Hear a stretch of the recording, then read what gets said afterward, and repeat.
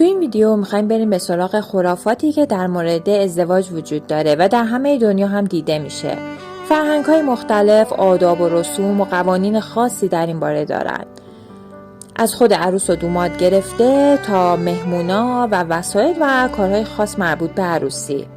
میریم که چند از جالب ترین این خرافات رو بررسی بکنیم. اول میریم سراغ خود عروس خانم. طبق فرهنگ یونانیا اگه عروس یه حبه قند تو دستکشش بذاره زندگیش مثل همون قند شیرین میشه. انگلیسی‌ها معتقدن که اگه یه عنکبوت تو لباس عروسی پیدا بشه اون عروس حسابی شانس میاره. حالا البته اگه سکته نکنه همونجا. عروسای خاورمیانه به دست و پای خودشون حنا میزنن تا از چشم بد در امان بمونن. زنای مراکشی هم قبل از مراسم عروسی حتما یه حموم شیر میگیرن تا از شر بدی ها پاک بشن. عروسای سوئدی یه سکه نقره از پدرشون میگیرن و یه سکه طلا از مادرشون میگیرن و اینو توی کفششون میذارن تا مطمئن بشن که بدون اونا نمیمونن. که البته با این قیمت سکه ما الان باید این سکه ها رو بذاریم روی سرمون. عروسای فنلاندی هم به همراه یه مرد متأهل که نماد یه زندگی مشترک و مطلوب هست دم خونه های دیگه میرن، از مردم هدیه جمع میکنن و داخل روبالشی میریزن که سعی کنین تو انتخاب این مرد دقت کنید. تو آذربایجان هنگام عقد عروس خانم روی زین اسبی که کنار سفره عقد قرار داره سوار میکنن و اعتقاد دارن که اینجوری عروس خانم بر شوهر خودش مسلط میشه. سوئدی‌ها هم در گذشته رسم داشتن که فقط عروسای باکره میتونستن از تاج استفاده بکنن که حتما باید توسط کلیسا تایید میشده. امروز هم عروسا همه از تاج استفاده میکنن، حتی اونایی که علاقه نداشته باشن، تا به چشم دیگران به عنوان غیر باکره دیده نشن. در مورد آقایون داماد خرافات زیادی وجود نداره.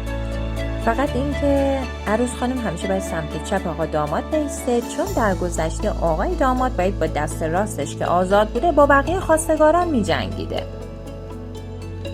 و اینکه بهتر سعی کنن موقع خرید جواهرات از یاقوت کبود استفاده بکنن که به معنای خوشبختی در زناشوییه.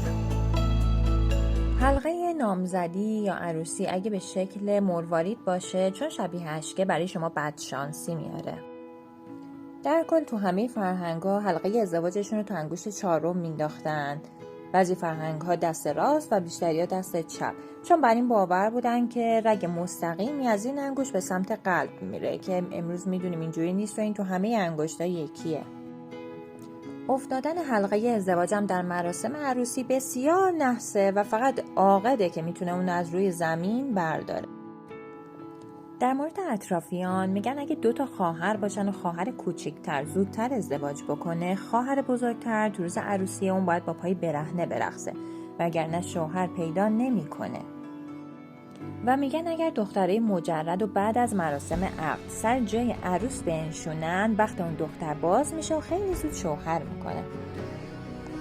و از خرافات خیلی سخت و دشوار این که موقع عقد زنای طلاق گرفته، شوهر مرده یا زنایی که کلا خوشبخت نبودن نباید به اتاق عروس خانم بیان و تا پایان خطبه عقد فقط زنای خوشبختن که میتونن بالا سر عروس خانم قند بسابن تا زندگی عروس مثل همون قند شیرین بشه.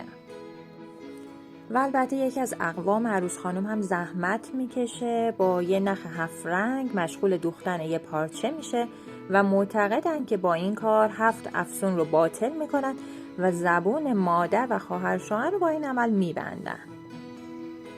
بحثمون رو تو ویدیوی بعدی ادامه میدیم و به شما میگم که شب عروسی مردی که زن قبلیش مرده چه اتفاقایی میفته، یا چرا رو سر عروس و داماد برنج یا نخود میریزن، یا اینکه اگه عروس از کیک خودش بچشه چه اتفاقایی براش میفته، و اینکه جشن عروسی تو چه روزایی برگزار بشه بدیومنه.